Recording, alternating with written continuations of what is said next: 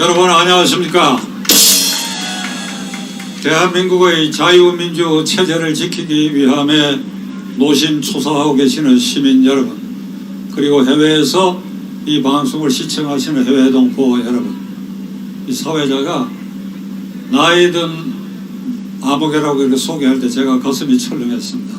아직도 30, 40대의 사고방식과 이 몸놀림도 할 수 있는데 어느 사이 제가 80이 넘어버렸습니다.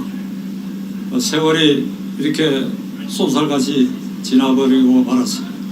대한민국 정부가 수립되고 6.25를 겪고 그리고 문재인 정권 들어서는 이 과정을 지켜본 현장 증인의 한 사람으로서 어떻게 해서 우리가 이런 좌익적 정권을 탄생시켰는가? 좌익 정권 치고도 극좌적인 정권을 탄생시켰는가?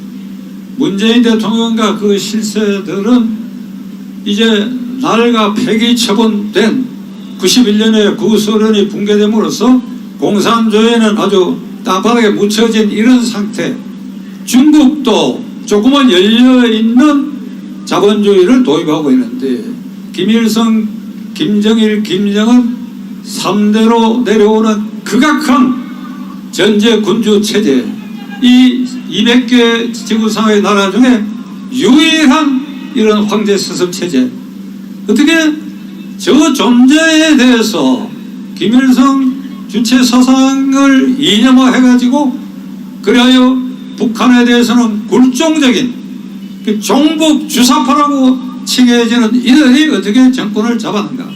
중국에 대해서는 조선조 말의 속국이었던 그때와 똑같이 종주국으로 중국에 굴신하는, 어떻게 해서 우리가 이런 정권을 갖게 됐는가? 문재인 정부가 그 일당들은 48년 8월 15일에 수립된 대한민국 정부, 이승만 대통령을 초대 대통령으로 하는 이 정부가 태어나서는 안 될 정권이라고 단정하고 있는 사람. 그러면 태어나야 할 정권은 뭐냐? 그 다음 달 9월에 탄생한 김일성 정권이 한반도의 유일한 정권이라고 하는 이런 망상에 지금도 잡혀 있습니다. 이게 말이 되는 소리입니까? 6.25 전쟁은 남침이 아니라 북침이다. 미제국주의의 앞잡이가 된 이승만 정권과 결탁하여 북침한 것이다. 대한민국 정부는 미국의 괴뢰 정권이고 대한민국은 미국의 식민지다.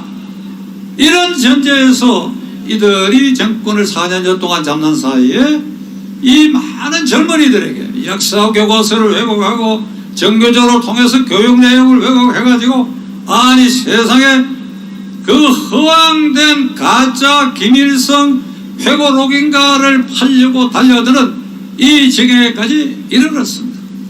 91년에 소련이 붕괴되고 스탈린 시대 이래에 모든 소련의 외교 문서가 전 세계에 공개됐습니다.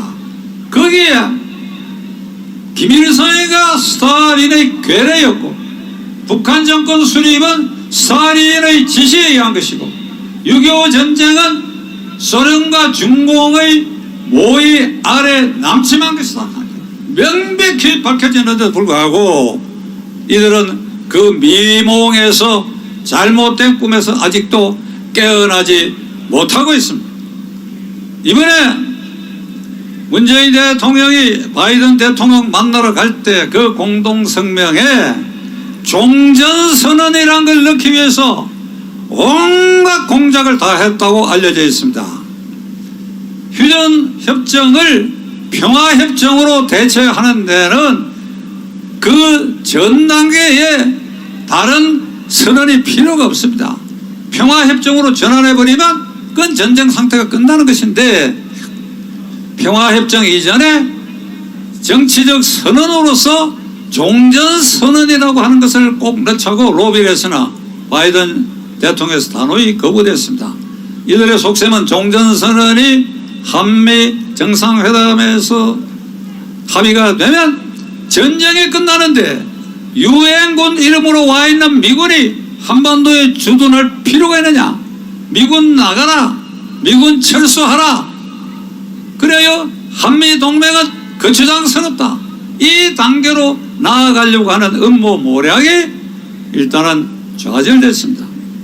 아까 정강훈 목사가 국가보안법에 대해서 말씀드렸습니다만 국가보안법을 철폐 폐지하기 위한 움직임이 지난 주일에도 민주당 의원 73명이 세미나를 개최하고 지금 우리가 정신을 바짝 차리고 있지 않으면 이번 정기국회 9월 정기국회 이전에 국회에서 이 국가보안법 폐지 법안이 국가보안법을 폐지하는 결정이 내려질 지금 위기에 처해 있습니다. 이게 젊은 사람들이 잘 몰라요. 국가보안법이 왜 필요한 것인지.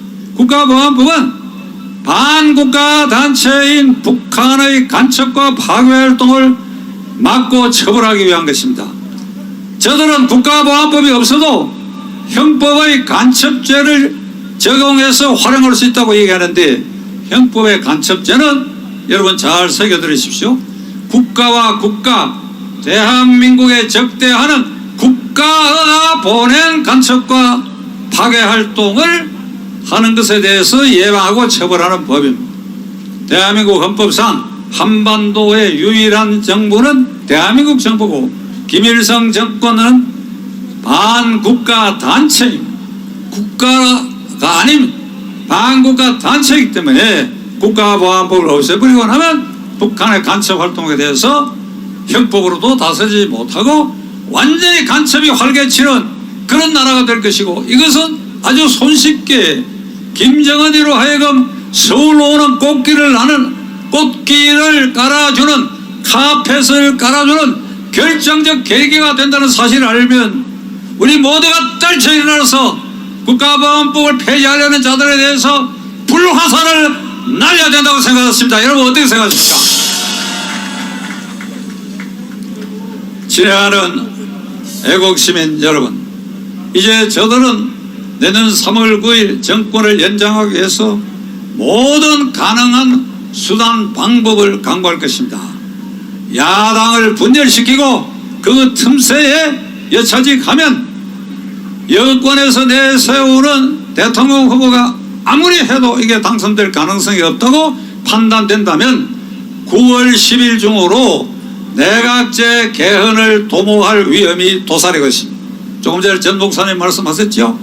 저들은 수단 방법을 가리지 않고 이 정권 유지, 그래요 김정은에게 꽃길을 카펫을 깔아주는 이 정권을 연장하기 위해서 혈안이 되어 있다는 사실을 우리 애국시민 여러분들은 두 눈을 부릅뜨고 이를 지켜봐야 할 것입니다.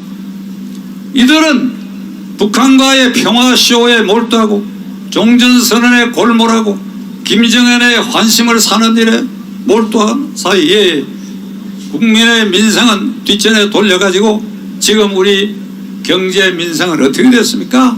소득 주도 성장, 탈원전 정책, 주 52시간, 주택 정책 모든 것이 내치에서도 다 망가뜨려 버렸어요. 이승만 박정희로 이어온 산업화 시대에 그 쌓아놨던 우리의 공덕이 국가의 기초가 이 정권 아래서 어떻게 이렇게 쉽게 망가지는지. 한미 정상회담에서 한국과 미국은 원자력의 발전, 연구 개발에 공동 협력한다는 조항을 선언문에 넣어놓고도 귀국해서는 딴전을 부리고 있습니다. 그 약속을 이행하려고 그러면 당장 탈원전 정책을 폐기해야 되는데 그 조치를 하고 있지 않습니다.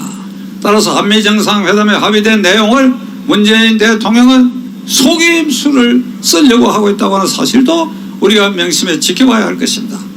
자, 제가 결론을 내리겠습니다. 문재인 정권, 다음 정권이 같은 패거리에서 그 정권이 연장된다고 한다면 앞으로 그 5년은 확실히 김정은에게 모든 기회를 주고 그래야 쉽게 서울로 올 수 있는 길을 열어주게 될 것입니다. 이것은 대한민국의 자유민주 질서가 파괴되는 것을 의미하는 것입니다. 이를 막는 방법은 8월 15일 전 목사님 말씀하신 그날 전 국민이 한번 떨쳐 일어나 버리고 만일 거기에도 여의치 못한다면 내년 3월 5일 대통령 선거에서는 반드시 이 정권을 패퇴시키는 야권 세력이 정권을 장악하지 않으면 대한민국은 망한다. 56년 대통령 선거에 야당이 내걸은 구호가 못 살겠다 가라보다였습니다. 못 살겠다 가라보다였습니다. 이제 이 구호가 우리에게는 이렇게 변형돼서 사용될 수밖에 없습니다. 이들이 나라를 망치고 있다. 쓸어내야 한다. 이들이 나라를 망치고 있다. 쓸어내자. 자, 저음 따라하십시오. 이들이 나라를 망치고 있다. 쓸어내자. 내쫓자. 끌어내자. 경청해 주셔서 감사합니다.